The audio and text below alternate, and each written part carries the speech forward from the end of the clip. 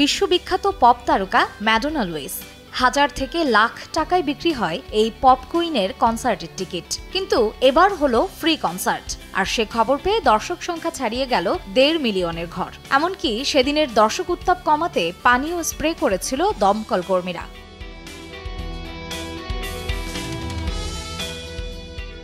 সঙ্গীতে ম্যাডোনার 40 বছর পূর্তি উপলক্ষে আয়োজিত দ্য সেলিব্রেশন ট্যুরের শেষ শোটি অনুষ্ঠিত হয় মে মাসের 4র্থ দিন। ব্রাজিলের কোপাকাবানা সমুদ্র সৈকতে অনুষ্ঠিত এই কনসার্টটি দর্শকের জন্য একেবারে উন্মুক্ত রাখা হয়। ম্যাডোনার ফ্রি কনসার্টের খবরে সেদিন 16 লাখেরও বেশি লোক ভিড় করেছিল সমুদ্র পাড়ে।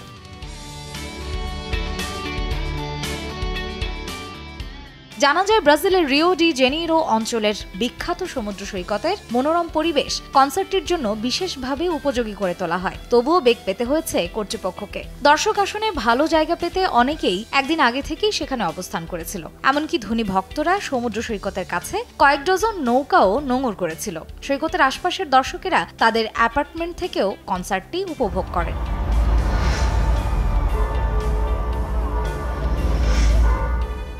শীর্ষের অনুভূতি থেকে মুক্তি দেয় মাত্র 30 সেকেন্ডে পেপসোডেন্ট সেনসিটিভ এক্সপার্ট।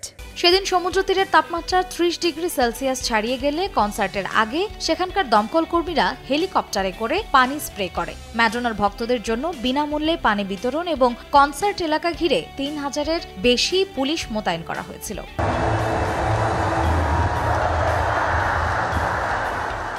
অবশেষে 65 বছর বয়সী ম্যাডোনা সেদিন রাতে মঞ্চে ওঠেন। 2 ঘন্টারও বেশি সময় ধরে লাইক এ প্রেয়ার, ভোগ এবং এক্সপ্রেস ইয়োরসেলফের মতো গান পরিবেশন করে শ্রোতাদের মাতিয়ে রাখেন তিনি। এক পর্যায়ে তার সাথে মঞ্চে যোগ দেন ব্রাজিলিয়ান গায়িকা আনিতা।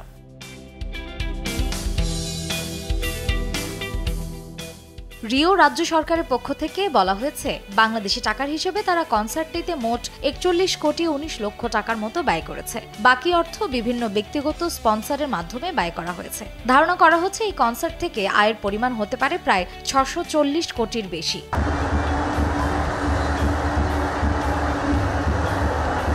গত বছর অক্টোবরে লন্ডন থেকে শুরু হয়েছিল সঙ্গীতে ম্যাডোনার 40 বছর পূর্তি উপলক্ষে দ্য সেলিব্রেশন ট্যুর। নিজের গাওয়া জনপ্রিয় গানগুলো দিয়ে এই গ্রেটেস্ট হিট ট্যুরটি শেষ করেন ম্যাডোনা।